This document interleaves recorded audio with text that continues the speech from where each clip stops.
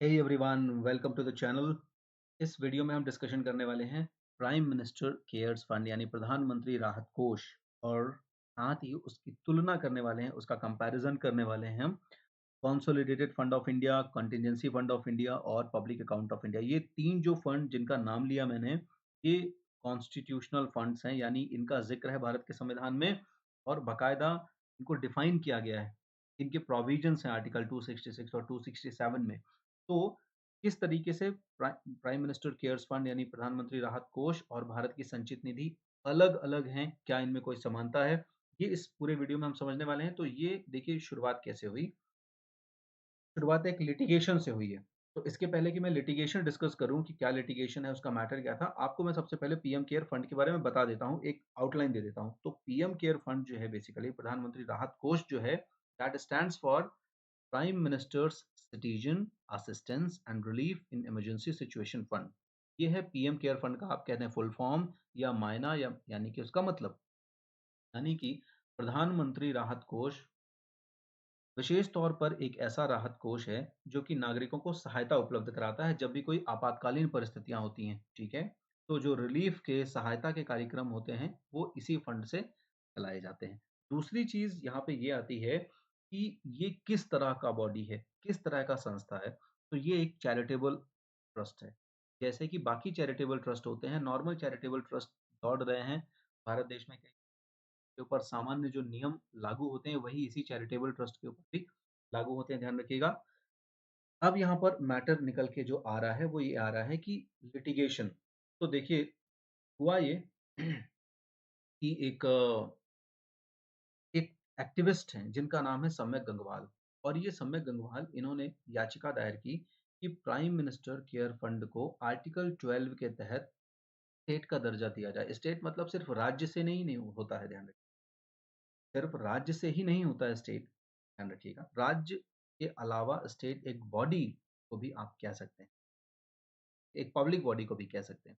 तो आर्टिकल 12 में बाकायदा स्टेट को डिफाइन किया गया है।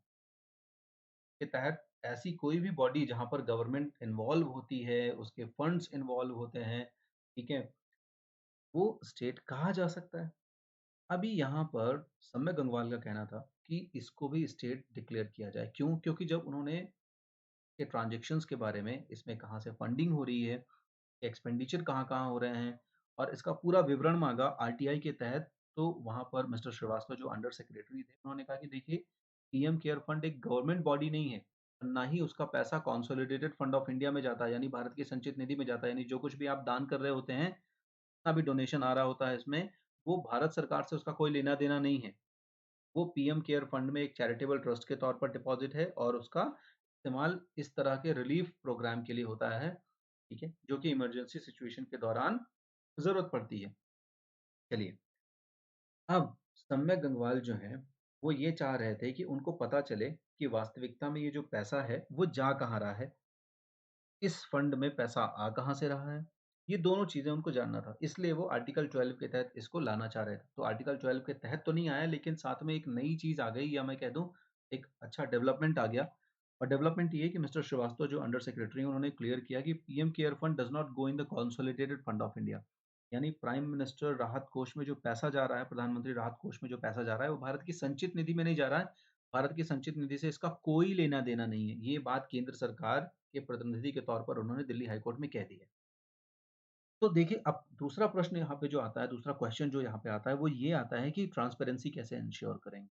कैसे आप पारदर्शिता सुनिश्चित करेंगे कि जो भी फंड इसमें आ रहा है, यानी जो भी अमाउंट, जो ट्रांज़ैक्शंस हो रहे हैं इस फंड में, वो पूरी तरह से वैलिड हैं, उनका पूरा हिसाब-किताब है, वहाँ कोई मैनिपुलेशंस नहीं हो रहे हैं, कोई बदमाशियाँ नहीं हो रही हैं।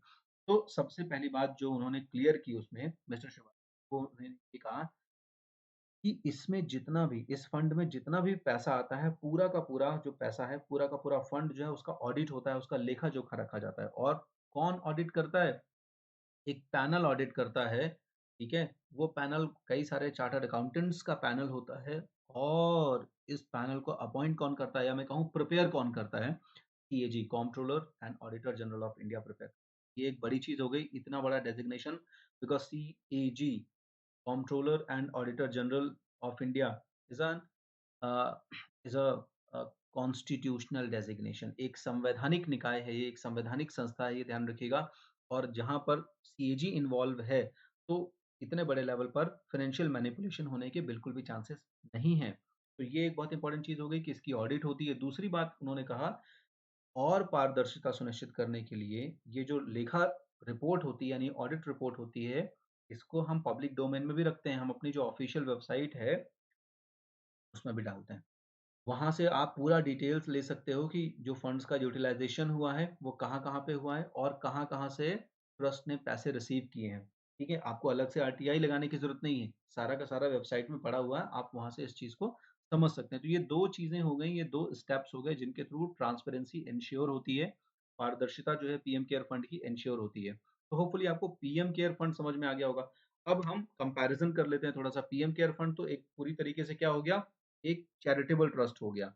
मैंने शुरू में बात की थी पब्लिक फंड्स की, या मैं कह दूँ कि गवर्नमेंट ऑफ इंडिया के फंड्स की, तो उसके बारे में बात कर लेते हैं। देखिए, भारत सरकार के 3 प्रमुख खाते हैं, 3 प्रमुख फंड्स हैं। पहला है कंसोलिडेटेड फंड ऑफ इंडिया, जिसको डिफाइन किया गया है आर्टिकल 266 के सेक्शन 1 में। दूसरा कंटिजेंसी फंड ऑफ इंडिया, जिसको डिफाइन किया गया है आर्टिकल 267 के सेक्शन 1 में। और तीसरा है पब्लिक अकाउंट ऑफ इंडिया, जिसको डिफाइन किया गया है आर्टिकल 266 के सेक्शन 2 में। अब इन तीनों को थोड़ा-सा हम हल्का-सा एक डिटेल देख लेते हैं, ताकि हमें बेसिक आइडिया लग जाएगा कि आखिर यहाँ पर पैसे आते कहाँ से हैं और किस तरीके से खर्च होते हैं। कंसोलिडेटेड फंड ऑफ इंडिया, जिसे हम भारत की संचित निधि भी कहते हैं, इसमें जो पैसे की आय होती है, वो 2 तरीके से, 2 सोर्सेस से है, टैक्सेस और नॉन टैक्सेस रेवेन्यू। जैसे सामान्य व्यक्ति जो भी कर पे करता है, टैक्सेस पे करते हैं, वो सारा का सारा जो अमाउंट है, वो भारत सरकार के इनकम के तौर पर कंसोलिडेटेड फंड ऑफ इंडिया में जाके जमा होता है। उसके अलावा नॉन टैक्सेस रेवेन्यू, जैसे कि पीएसयू का डिविडेंड यानी फ़ायदा हो गया, या भारत सरकार ने कहीं लोन दिया था, उसके कुछ इंटरेस्ट पे हुए हैं। तो ऐसी आय जो नॉन टैक्स है, यानी कर के रूप में नहीं आई है भारत सरकार के पास, बल्कि कर के अलावा आई है वो उस राजस्व में रेवेन्यू के तौर पर, तो वो हो गया कंसोलिडेटेड फंड ऑफ इंडिया के अंतर्गत। यानी वो पूरा का पूरा अमाउंट चला जाएगा टैक्स और नॉन टैक्स रेवेन्यू का कंसोलिडेटेड फंड ऑफ इंडिया में। ध्यान रखिएगा। कंटीजेंसी फंड ऑफ इंडिया एक फिक्स, ध्यान रखिएगा, हमेशा एक सुरक्षित, एक फिक्स, एक सुनिश्चित अमाउंट होता है 500 करोड़ रुपए का, जो हमेशा 500 करोड़ रुपए रहेंगे ही रहेंगे रिजर्व के तौर पर इसमें। ठीक है। फिर आता है पब्लिक मनी। तो ये पब्लिक मनी जो है, यानी कि पब्लिक अकाउंट ऑफ इंडिया, ये बेसिकली आपका और हमारा पैसा, जैसे कि आप जॉब कर रहे हैं, एक गवर्नमेंट सर्वेंट है, आपके बहुत सारे डिडक्शंस होते हैं, जैसे कि जीपीएफ के और जैसे कि इंश्योरेंस के। ये सारे जो डिडक्शंस होते हैं पब्लिक अकाउंट ऑफ इंडिया की तरफ जाते हैं। ध्यान रखिएगा। क्लियर है? कंसोलिडेटेड फंड ऑफ इंडिया में जितने भी खर्च भारत सरकार करती है, वो यहीं से होते हैं। यानी भारत की संचित निधि जो है, वही व्यय करती है, वही उसको बियर करती है खर्चों को। जैसे राष्ट्रपति की सैलरी देना हो गया, वाइस प्रेसिडेंट की सैलरी देना हो गया, प्राइम मिनिस्टर और बाकी कैबिनेट मिनिस्टर्स की, बाकी मेंबर ऑफ पार्लियामेंट्स की सैलरीज़ देना हो गया, ठीक है? चीफ जस्टिस की और अदर जजेस की सैलरीज़ देना हो गया। जितने भी खर्चे हैं, फंड एलोकेशन हो गया अलग-अलग मिनिस्ट्रीज़ को, ये सारा का सारा जो फंड है, कंसोलिडेटेड फंड ऑफ इंडिया से ही जाता है। तो सारे के सारे खर्चे, all kinds of expenditures were incurred from consolidated fund of India। Contingency fund of India में जो फंड है 500 करोड़ का, वो कहाँ यूटिलाइज होगा? अनफॉरसीन सिचुएशंस में। ठीक है? यानी कि कुछ आपत्तिकालीन परिस्थितियां आ गई, कुछ ऐसी परिस्थितियां आ गई जो विपत्ति में उत्पन्न होती हैं, जिनको हम कभी एक्सपेक्ट नहीं करते, प्लान नहीं करते।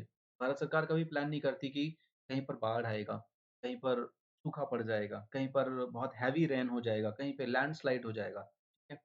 तो कुछ ऐसी अनफोर्सीन सिचुएशंस होती हैं, कुछ ऐसी आपदाकालीन परिस्थितियाँ होती हैं, जिनसे निपटने के लिए भारत सरकार को इमरजेंसी में एक फंड रखना पड़ता है, जो कि तुरंत रिलीज़ कर दिया जाता है, रिलीफ के तौर पर, ध्यान रखिएगा। फिर ये तो पब्लिक मनी है ही है, जब भी आपको रिक्वायरमेंट होती है, यानी कि जैसे रिटायरमेंट या कुछ जब भी आप अप्लाई करते हैं कि भई मुझे पीएफ से पैसे निकालने हैं, तो वो निकाल दिया जाता है। कंसोलिडेटेड फंड ऑफ इंडिया से आपको जब विथड्रॉ करना है, तो आपको पार्लियामेंट की परमिशन लेनी पड़ेगी, ध्यान रखिएगा। Parliament's authorisation is mandatory, okay, to spend any money from consolidated fund of India. भारत की संचित निधि से कुछ भी खर्च करने के लिए आपको संसद की अनुमति लेना अनिवार्य है। वहीं पर आपको भारत की जो अ, कंटिंजेंसी फंड है, यानी कि आकस्मिक निधि है भारत की, वहाँ से खर्च करने के लिए आपको पहले परमिशन लेने की ज़रूरत नहीं है। पहले आप खर्च कर दो कोई दिक्कत नहीं, लेकिन बाद में प संसद में उसको पार्लियामेंट में उसको शो करना ज़रूरी है, दिखाना ज़रूरी है। पब्लिक अकाउंट ऑफ इंडिया को खर्च करने के लिए आपको कहीं भी कोई परमिशन लेने की ज़रूरत नहीं है। आर्टिकल्स हमने पहले ही डिस्कस कर लिए 266, 267, ठीक है? तो इस तरीके से ये हो गया पीएम केयर फंड और तीनों जो इम्पोर्टेंट कॉन्स्टिट्यूशनल फंड्स हैं गवर्नमेंट ऑफ इंडिया के। सो होपफुली वीडियो आपके लिए कहीं न कहीं कारगर साबित हुआ होगा। बने रहिए चैनल के साथ। Thank you.